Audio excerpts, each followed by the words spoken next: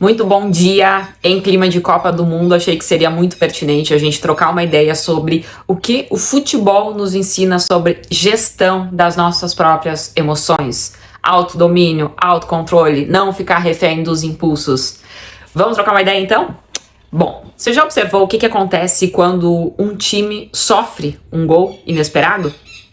Uma partida de futebol estava indo super bem, tá? Rolando tranquilamente, passes trocados, qualidade técnica alta, até que, inesperadamente, um time sofre um gol.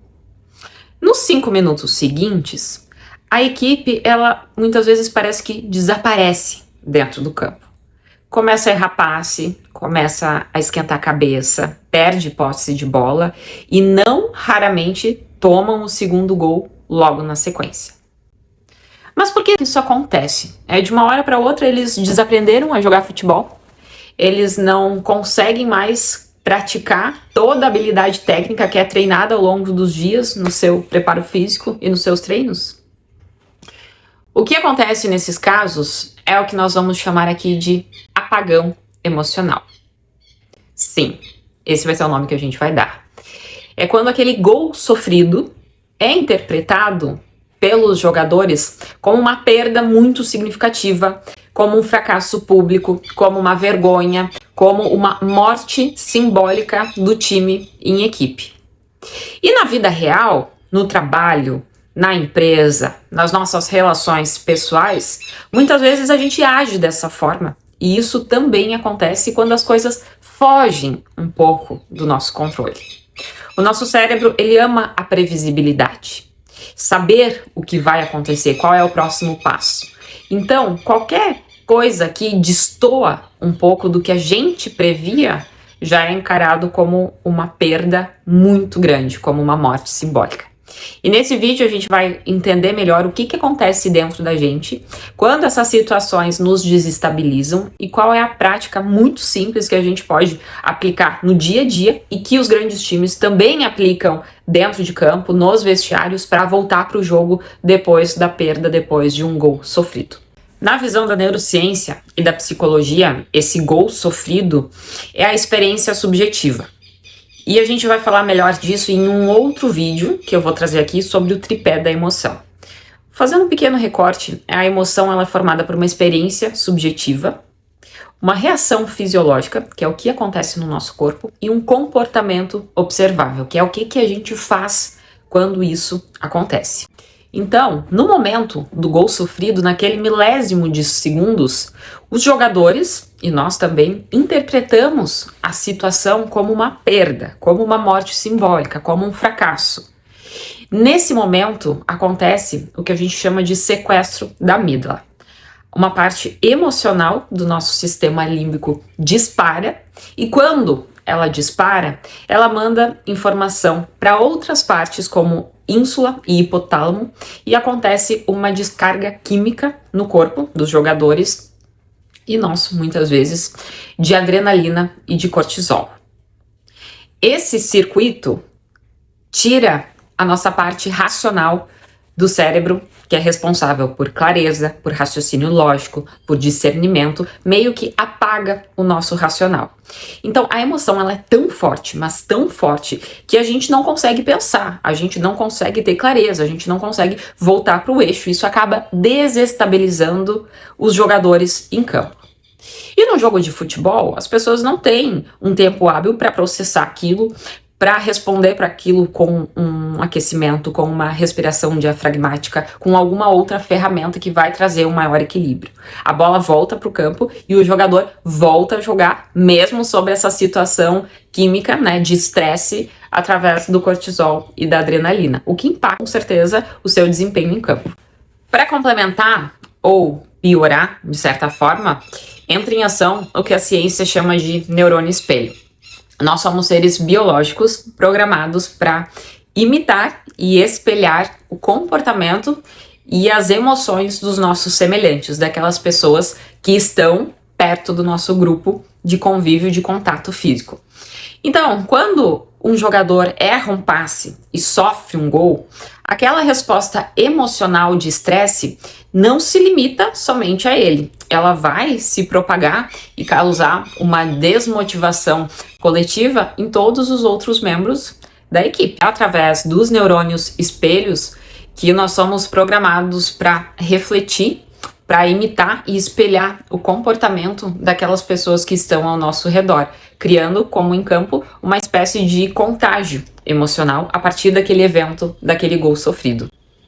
Então, por exemplo, o goleiro ele busca a bola com os ombros caídos, o zagueiro começa a colocar as mãos na cabeça, rapidamente aquela emoção se espalha como se fosse um vírus por todo o grupo, do que nós chamamos de memética, onde as ideias, as emoções e os comportamentos, eles se propagam dentro de um pequeno grupo de pessoas muito rapidamente, como se fosse um vírus, influenciando assim o comportamento e o clima coletivo. Agora pensa no seu dia a dia, tá?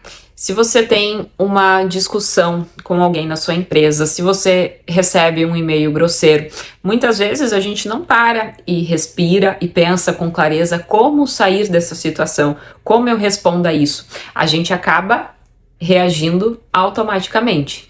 E nesse reagir automaticamente, a gente acaba influenciando a nossa relação com as outras pessoas que estão ao nosso redor.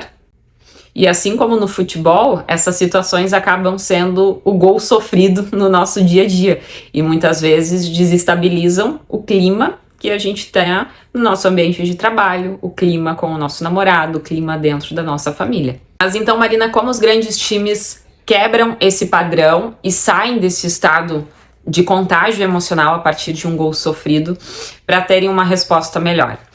Existe uma dinâmica de gestão emocional que se chama quebra de padrão e resiliência. E essa dinâmica você também pode usar no seu dia a dia quando a vida, nos presentear com alguns gols sofridos. A primeira fase, a primeira etapa dessa dinâmica é o sinal físico, a quebra de padrão. Vamos voltar para o campo de futebol. No gol sofrido, o treinador, técnico ou capitão normalmente reúne toda a equipe, tem uma conversa e nessa conversa normalmente acontecem gritos de ordem, batida de palma, mão no peito, tudo isso para não deixar a linguagem corporal dos jogadores se abater e ficar ainda pior. Isso força o corpo dos jogadores a sair do estado de prostração. Então, na vida real, quando acontece um gatilho negativo com a gente, o que a gente pode fazer para sair dessa situação? É mudar a postura, é lavar o rosto, é manter um tom de voz mais firme. Isso quebra automaticamente o padrão do corpo e também nos tira desse estado de prostração. O segundo passo é a pergunta de ressignificação. O líder, o técnico, o treinador, ele assume a autorresponsabilidade e ao invés de trazer essa questão de estar tudo perdido, de ser engolido junto, por aquela emoção que é muito forte, então é muito fácil a gente cair nisso. Ele traz a seguinte questão: o gol sofrido é apenas um fato, nós ainda temos tempo. E para o dia a dia, o que a gente pode se perguntar é: o que aconteceu é um fato imutável? O que eu posso fazer a partir disso que vai melhorar os meus resultados na sequência? Percebem? Essa pergunta de ressignificação volta a consciência para nós e permite que a gente tenha mais clareza, mais discernimento e mais pensamento crítico para tomar atitudes mais coerentes. O terceiro passo é focar no próximo passo. Um jogador de alta performance, assim como uma pessoa comprometida com a sua vida, ela não fica pensando no gol sofrido, no prejuízo que isso vai ter. Ela foca na bola que está no pé e qual é o próximo passo, o que eu posso fazer para melhorar essa situação, qual é a habilidade técnica, qual é a forma que me aproxima do resultado que eu preciso chegar. Então, traga a sua mente para o único passo que você pode controlar, que é a sua atitude no momento presente. Não fica olhando e chorando pelo leite derramado. A diferença entre os campeões e os amadores não é que os campeões nunca levam gols. Eles levam sim. A diferença é a forma como eles respondem e o tempo que eles levam para voltar para o seu estado natural e seguir a partida. Então, na sua vida, não permite que um fato isolado de 5 minutos mude, estrague as 24 horas do seu dia. Crie a sua âncora de resiliência, mude a postura corporal e foque sempre na próxima jogada. Se esse formato de vídeo misturando neurociência, futebol e dia a dia fez sentido para ti, deixa aqui nos comentários e me fala qual foi o gol sofrido que mais impactou a sua vida até agora. Obrigada, beijo, nos vemos!